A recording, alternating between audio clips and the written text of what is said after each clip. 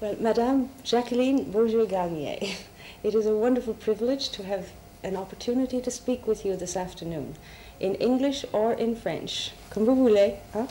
I came to see you 16 years ago, and you introduced me to French geography. And I come back today to ask you a little about your own personal experience in geography, and I'm looking forward very much to hearing what you have to say. So begin with the story of where you come from and how you came to geography.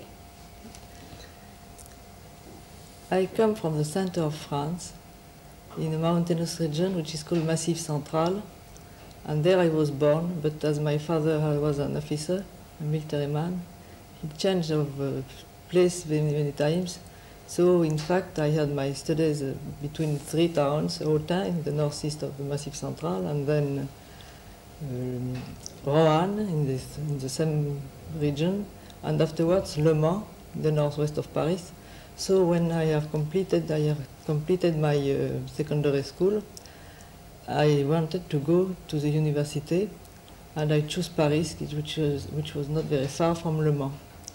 And there I had my graduate studies in geography, but it was nearly a very funny thing, because when I come in Paris, I come to study history. Yes. Because history was very much fascinating for me, and I had a very good teacher of history. And so when I came, I was decided to learn history. But when I went for the first time at the university, I had a class with a professor of geography, which was the name of which was André Chollet. And he was speaking of the region of France. And when I heard what is geography at the university, where it means the kind of explanation of the world, I found that very fascinating, and I decided to study geography instead of history. Fine. And since this time I began studying geography, which is very badly taught in the French secondary schools, which was at least. Yes. And maybe I hope it's better now, but I'm not sure. And so I decided to learn geography at the university, and I spent 5 years of my life in the study of geography. And afterwards I tried a concours for the teaching of geography. And I succeeded, and at this time there was an opening to become assistant at the University of Paris, and immediately after my exam I became an assistant at the Sorbonne. Marvelous, but you're jumping very quickly now. You wrote a dissertation on Le Morvan. Yes, it was my thesis, yes. And it was, my choice was made after my 5 years of assistanat. And it was a joke, because I was with Professor de Marton, who is, as you know, a very famous physical geographer. And he said once he had the imprudence to say just before me that to study morphology was not a job for a woman. And so I immediately, with my good temper, yes, I immediately decided that I shall write a thesis of geomorphology. Wonderful. And that's why I chose the Morvan, this little mountain of the north of the Massif Central. Yes. And many people think I come from Morvan because I wrote my thesis on it, but I don't come. I come from. I had that impression. No, I came from the more southern country, from Le Puy, which is the town of the volcanoes in the Massif Central, you know. Yes. So you had history as a first love.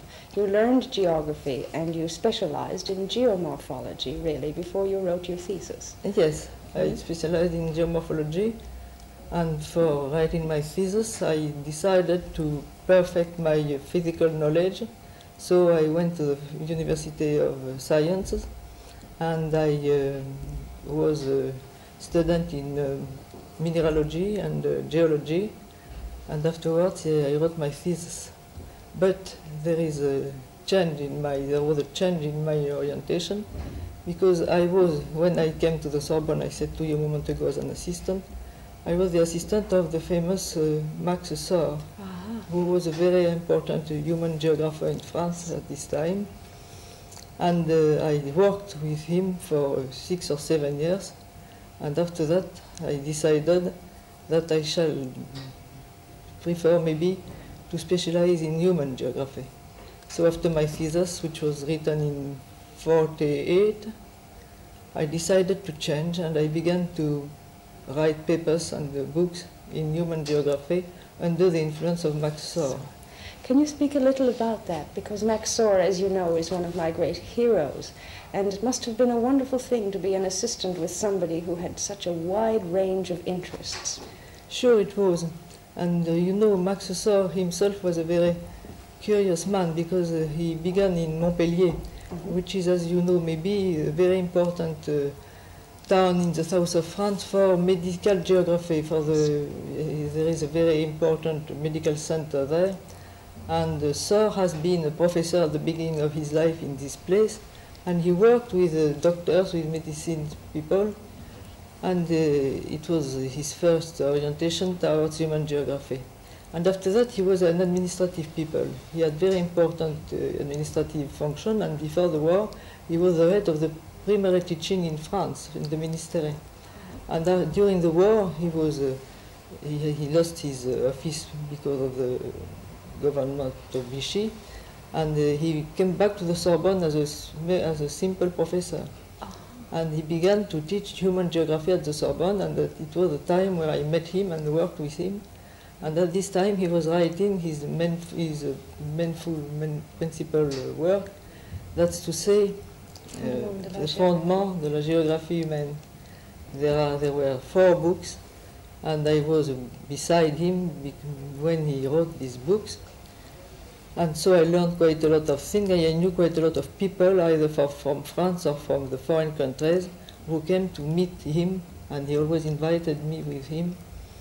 And so I was at this time medical geography myself, and I worked with him and with Professor Jacques May, who was at this time people coming from the USA, but in fact he was a Frenchman.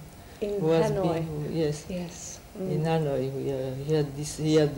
he was the head of the University of Medicine in Hanoi before the war, during a long time. And during the war, he went to the USA, and finally he stayed in the USA, and he became American.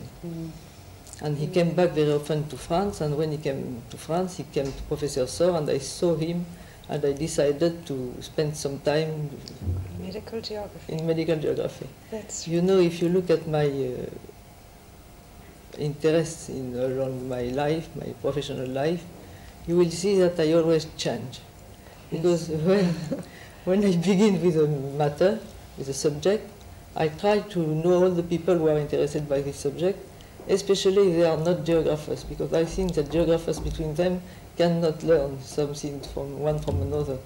But when you are a geographer and you work with doctors, you work with geologists, you work with statisticians, you work with economists, sociologists, and so on, and at this time you learn quite a lot of things.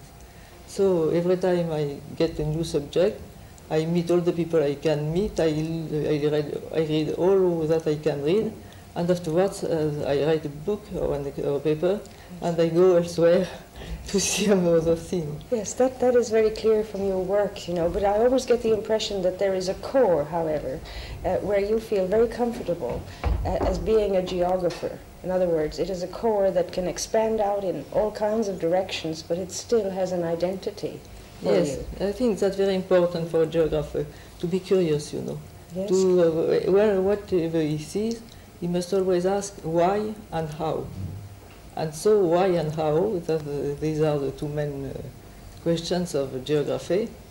And if you are curious, you have always the feeling and the will to get a new knowledge.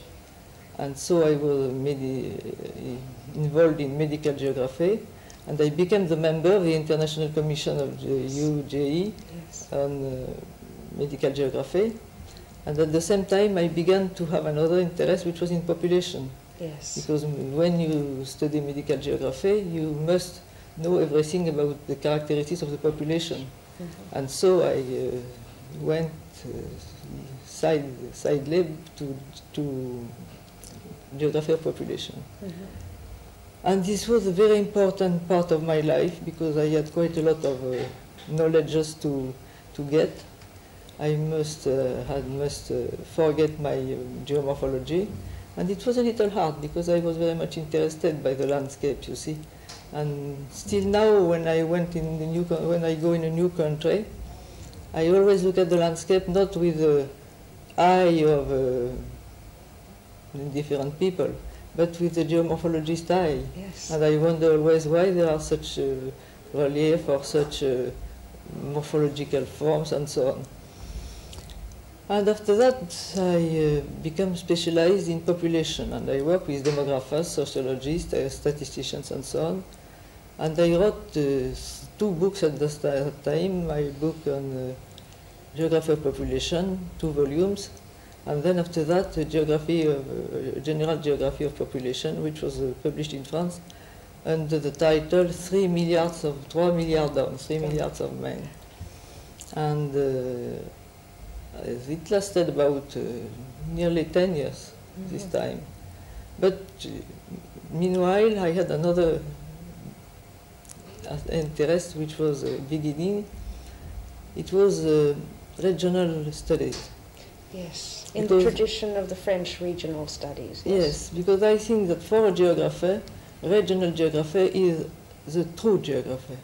Because you must, when you want to know a place, a certain area of land, you must know everything. You must know the geology, you must know the relief, the morphology, you must know the men who live there, their economic problems, and so on. So, if you study only geomorphology or human geography or population and so on, these are parts of the geography, and you can have a specialization and stay all the same geographer. But if you look at a special place of land, at a regional place, at this moment, you cannot escape all the different questions which arise by the landscape that you look at. And so I think it's very important to have a good regional conception. And so this time, I was interested by how to reproduce the regional reality. And that's how I began with the atlas, regional atlases. And it was a kind of madness, regional atlases, because I began in the north of France. And I had one of the first regional atlases of France, in France. The second was the Atlas of the East, which was written and drawn under the direction of my friend Etienne Julliard. And for my part, I was in charge of the editorial task for the Atlas of Nord and Pas-de-Calais. Yes, yes. And it was very interesting because it was between about 53 and 58. And it was the turning point of the North region. It was considered till this time as a very important industrial region. And the people of the north of France were very proud because they thought they were at the point of the progress. But in fact, their industrial activity was linked with coal and with textiles. And in these two branches, since before the war already in England, as you know, there was an economic crisis. And the people of the north of France did not feel the crisis till about 58. And at this time they began to feel it. Because just after the war, there was a period of reconstruction, and at that time, the north was very active and very busy with business and so on. And there were wars to see, wars with Vietnam, wars with Algeria, and it was necessary to produce clothes and shoes and arms and for the soldiers. And so in the north there were plenty of plants which worked with this kind of official fabrication and production. But after, the people began to feel that there was a change, and the textile was concurrenced by foreign textiles, and the coal was no more used because at this time the petroleum, the oil was very cheap, and many people think it was easier to have oil, petroleum as an energy source than to have coal. And at this time, the Atlas of the North was produced, and it was important to describe the existence of the plants and their difficulties and the number of unemployment which began at this time. Period, yes. And so I had my first regional atlas, and I became a member at the UJE of the Commission of Regional and National Atlases. Yes. And at this time I was elected in the Sorbonne in Paris. And I had the temptation to begin again with an atlas, and this time it was the Atlas of Paris and the region, Paris region. And if we could step back to the Lille situation for a moment, Jackie, you had a second reason for that atlas in a way. One was to collect the regional information, to put everything together in one region, but the other was to open up the doors between university and society in a way. Yes. I understand yes, that. You are right. You are right. It was very, very interesting because at this time I went out of my ivory tower, as we say, yes, and I met people either from the administration or from the business, and I saw quite a lot of people, and they helped me quite a lot, gave me money, gave me facilities to have inquiries and statistics for the atlas. And so it was not my own work, you see. I had quite a lot of people around me, either in the university or in the statistician offices. I was national and regional statisticians offices. Yes. And it was the beginning of a new type of life, which was much more oriented outside than inside the university. Were you one of the few at that time geographers? Yes, were you really keen on applied work? Yes, it was the beginning at this time. Now it has been much extended in the whole of France and to quite a lot of geographers. But at this time it was really, yes, pioneer work. And so when I came in Paris, I had two people who were very interesting for me. The first one was one of my colleagues of geography, Professor Bastier, who was writing at this time a thesis about the increase of the Parisian banlieue, of the surrounding of the town of Paris, and in the south of the agglomeration. And he was very much interested in his subject, that he knew quite well. And the second people was Paul Delouvrier, who at this time was the head of the economic region of Paris, of the district of Paris, which was called so after an administrative reform. And so he had plenty of power in the region of Paris, Paul Delouvrier, and he had plenty of money too. And we decided, he, Jean Bastier and I, to begin with an Atlas of Paris at the region of Paris. This is now 1950 something? It was 1961, the creation of the district of Paris and the coming back from Paul Delouvrier from Algeria to Paris was at this moment. And so we completed the Atlas in 6 years. It was published in 1967 by an editor from the east of France, Berger Levrault, and he was a monument because the weight was 11 kilo, an enormous, very big map atlas, and another volume of commentaries. And so it was very important, I think, for the knowledge of the region of Paris, because at this time there was, as you know, maybe, beginning of aménagement du territoire in France, which was the official beginning was the opening of the DATAR, Délégation à l'aménagement du territoire et à l'action régionale, and it was in 1963. And there was therefore an official policy towards this kind of development, economic and regional development. And at the same time, it was decided to stop, if possible, the increase of the Parisian agglomeration, and on the contrary, to develop more industrialization and more urbanization in the whole of France. So it was awful how much was the absence of knowledge for the people, the administrative official people at this time. There was nearly no representation, no knowledge of the statistician regional data. And so our atlas was considered as the first step toward the planification of the region of Paris. And at the same time, the Special Institute for Regional Planning, under the leadership of Paul Delouvrier, began to formulate a plan for the region of Paris, for the agglomeration of Paris, with some prescriptions about stopping the industry of the region of Paris, and on the contrary, trying to organize the surroundings of Paris on the best administrative basis.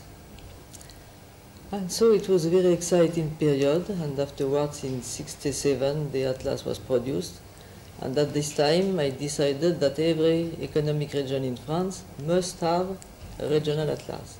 And so I went to the data, which was recently opened, and I asked them money for all my colleagues in the different university towns. And I had quite a success. I got quite a lot of money for from the data, from the National Office of Research. And with this money, there were about 21 or 22 atlas which began to be prepared in the different university towns. And at the present time, the atlas have been completed about in 10 or 12 regions. 6 or 7 of them are beginning to publish the maps, and only 2 have not yet anything begun. It is Limousin and Auvergne, the 2 places in my own native country, which is very heartbreaking, you see. That is ironic, and it's also a shame. Yes, Really. it's a shame, but these 2 regions are very poor, you know, and so they are, and the President de la République is from the region, you see. Between you ought to get an atlas. Sure, he could. Yes. If he is re-elected, I shall ask him. You promise. Did all of them now, Jackie, continue with the same tradition of staying in touch with planning interests as your Paris atlas did? Or are some of them simply geography exercises? No, they are everywhere. The geographers now work with all the people who are interested by the local or regional economy. It has changed many things between the links of which were before and after this time. And the geographers now, many geographers are involved in planification and in municipalities and in local or regional assembly and so on. Yes. And so for myself, it's the same. I am now a member and even vice president of the Comité économique et social de la région parisienne. Yeah. And it was nobody could have thought of that 30 or 40 years ago. Yes, yes. You are very enthusiastic about regional planning, about geography and aménagement du territoire. And I understand that you have operated at several levels of that whole question.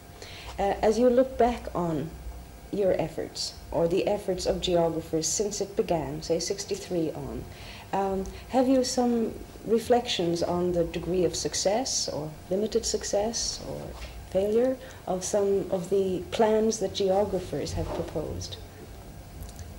I think that really geographers do not propose plans. They help the others to propose, they help the others to conceive, you see. I can say in the beginning when I was in Lille, I was more or less the demandeur. It was me that I came to the prefecture and to the statistical offices, and I said, I want to make an atlas, give me your help, give me your statistics, give me your ideas, and so on.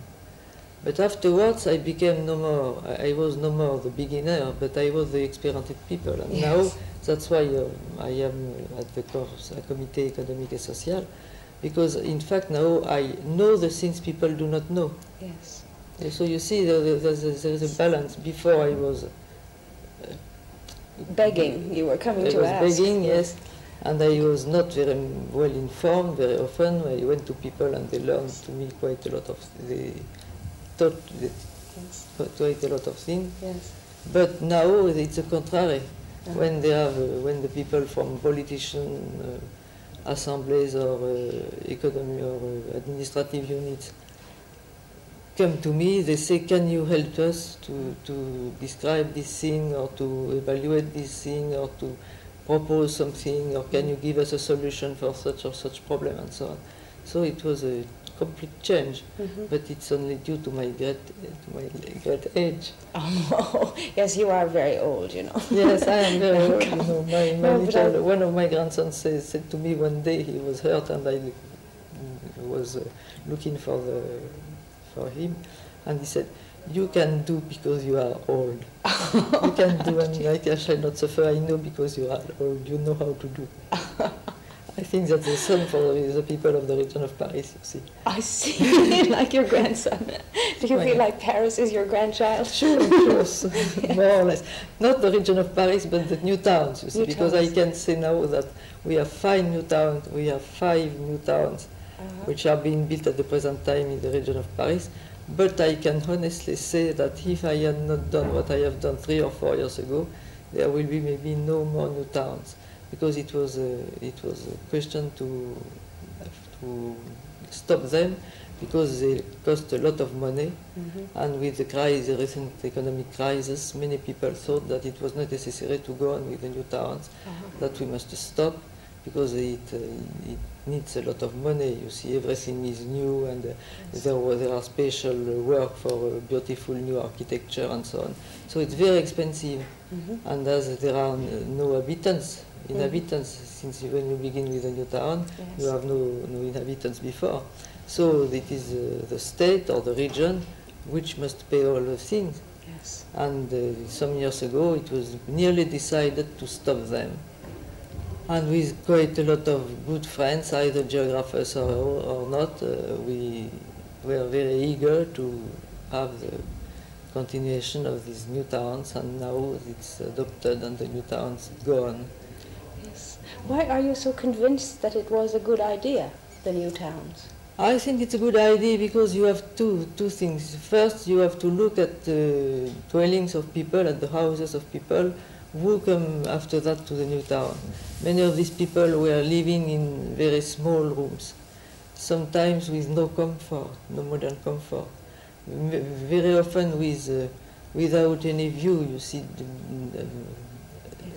at the back of a wall or in the deepness of an internal yard. So the people were badly lodged, and now even if these towers of lodging that we have built in the beginning is not especially to recommend, at least the people have some view, they have some view, some sun, and they have good, comfortable flats, and I think that's a progress. And the second point why I am in favor of the new towns is that before the war, during the period between the last mondial wars, there was a lack of administration. There was no equipment, no scholar equipment, hospital and so on. And so it was necessary to build this equipment somewhere.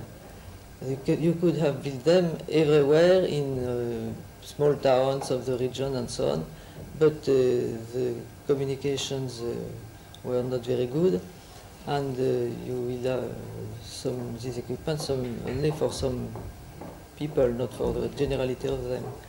On the contrary, in the new towns, you have quite a lot of new equipments which are in the center of the town. And around this town you have quite a lot of commuting every day. You have special means of transport, modern means of transportation. And so every new town, if the plan is quite successful, will be the heart of a new agglomeration beside the agglomeration of Paris. For instance, we have commercial centers which are very much appreciated by all the people, not only of the town, but of the surrounding municipalities and even of the country, who come now from the country to the town, to the new town, to get their grocery, their clothes, their machines and so on, their tools and so on. So I think that's a great improvement in the life of the Parisian agglomeration, which is, as you know, very too heavy for the French too centralized. Power, Yes. too Yes. much centralized. Yes. 10 million inhabitants, 1/5 of the French population in this place. It's very And so concentrated. it was really very difficult for people to live before in the conditions where they were at the time. And I think the new towns give an improvement to quotidian life and to the equilibrium of life of people. Yes. You've spoken mainly so far about your work inside of France and problems within the Paris region and so on, but I know that you are a very well-known person internationally. I would like you to speak a little about your foreign experiences and which ones stand out as being occasions of new insight for you, you know. Tell a little about your travels. I traveled quite a lot, and I travel still quite a lot, because I think a good geographer must know the more possible of the land of the earth. And so that's a great professional work to go and to travel. But I have traveled more or less all around the world, but in some places I had I felt quite very important interest. For instance, in Brazil, where I was about 5 or 6 times, and I know the most part of the Brazilian problems and the Brazilian places. I went to the USA very often too. I know nearly the whole of the USA except the Southwest, but it will be one of my next travel from Texas to California. I don't know this part of the States. I was many times in Mexico. I was very much in the eastern countries. I worked in Poland, and I am now working in Équipe Franco-Soviétique with the urbanists of Moscow, Kiev, Leningrad, and the new towns in USSR. I worked in Iran, I worked in Algeria, in North Africa, in Cairo.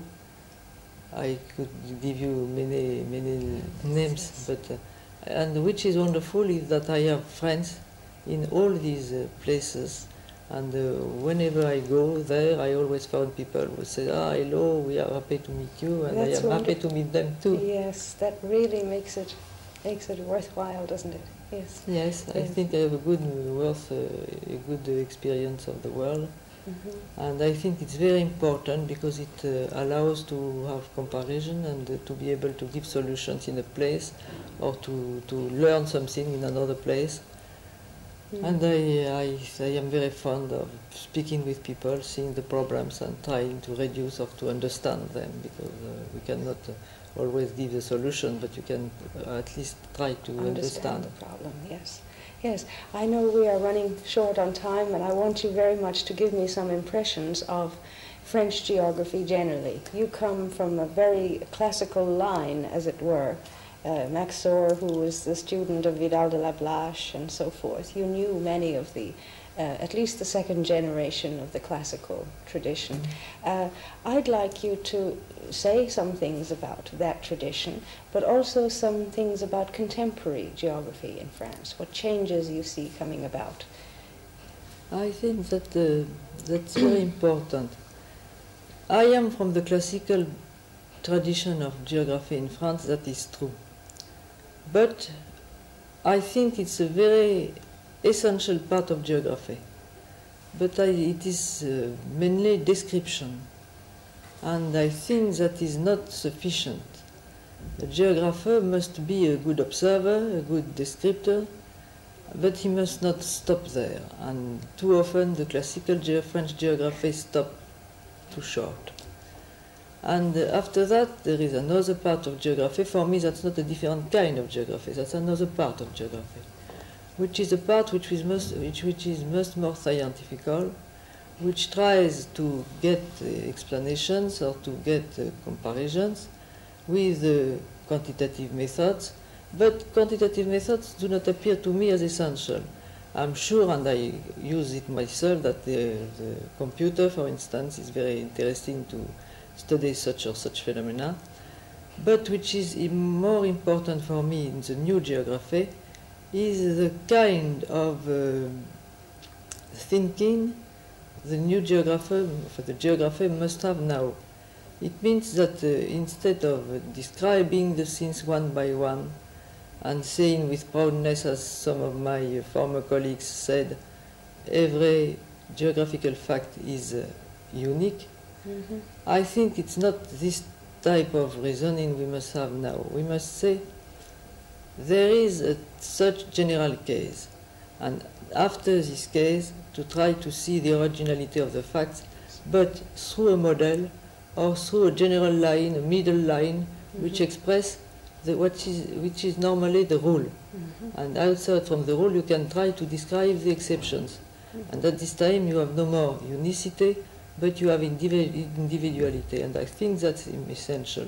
Because if you go on only as, you know, the French geography has a very important role in regional geography with the regional seasons between the beginning of the century and about 1930 or 1935. But now there is a new tendency, and I think I am not in favor of putting out all the past and going on only with a new tendency. I think the two must be strictly linked, and you cannot do a good modern geography if you are not a good observer and a good descriptor, and you cannot do either good geography if you stay only at this at this level of description. And it's so under this orientation, I was very much interested by the approach of the United States geographers. I read quite a lot of their work, and I wrote quite a lot of things about this, and I was too very much interested, and for me they had both much importance, English and Sweden people. You have also had contacts with Swedish geography. Yes, but I don't know the Swedish, but I know, I read in English. Yes. I read what they have written in English. Very And so, I think that's a whole. I don't see a cut in the geography. You see, I think we must try to organize all the types of research in order to get through complete geography, but we must not deliberately abandon such tendency. Yes, so you see very much the superiority of a deductive approach as opposed to the old inductive approach. I think that's essential if you want to make some scientific progress. But I think the first period was normal and was essential at this time, because you cannot try to get some deductive idea or some deductive method if you have not quite a lot of monography which allow you to go further and to decide of the general rules you can try to study. If you know nothing about, for instance, the types of towns, the types of cities, you cannot do any urban geography. You must have first some descriptions, and after that try to imagine types of towns, and after that try to write something or to produce something about the urban geography in general and the exception and so on. Yes, I can see many people do hold such a view. As you look to the future, what do you see as the #1 challenge for geography? Have you ever thought about that? I'm not sure. Well, what you want? Would it still be aménagement? système-analyse, what would be the thing that geography should really get itself organized to attack? En français, si vous voulez, si c'est facile. If I see at the future, I think geography must become more and more scientific. That's to say, much more and more. Rigorous, en français, si vous voulez. Géographie doit être de plus en plus scientifique, doit être de plus en plus rigoureuse. Voilà, rigoureuse, le mot que je cherche. Le géographe doit raisonner, il ne doit pas seulement se contenter d'observer. Et raisonner de manière très stricte. Et je pense que l'utilisation de l'ordinateur, par exemple, ne peut se faire qu'après un raisonnement très strict et très précis. Mais si je prends non pas la méthode scientifique, mais l'objet de l'étude géographique, alors je pense que l'aménagement est une chose fondamentale. Et j'irai plus loin, je dirais que ce qui est fondamental dans le monde actuel, c'est la formation de l'esprit, la formation des gens. En réalité, beaucoup de maux dont on se plaint à l'heure actuelle, la famine dans le tiers-monde, les difficultés des grandes capitales, des grandes villes, le chômage, etc. Tout ceci, ce sont des problèmes qui préoccupent le géographe, qui doivent préoccuper le géographe. Et il est nécessaire que le géographe s'en occupe. Et quel type de formation de l'esprit, croyez-vous, est nécessaire? Dans les sciences humaines, sciences naturelles, quel type de formation est-ce que vous pourriez envisager pour les jeunes, pour qu'ils comprennent ces problèmes-là? Je dirais sciences sociales, sciences humaines, sciences sociales. Oui, mais je pense que un géographe ne doit pas être un mathématicien avant tout, mais un géographe ne peut pas ne pas être aussi un mathématicien. Okay. Et surtout, un géographe doit toujours essayer d'avoir un raisonnement parfaitement logique. Et je pense que ça peut ouvrir la clé de bien des portes. Bon, merci beaucoup Jacqueline. Je suis tellement heureuse que tu es venue ici maintenant aujourd'hui. Bonne chance avec tout ce que tu fais maintenant. Merci beaucoup pour tes questions. Merci.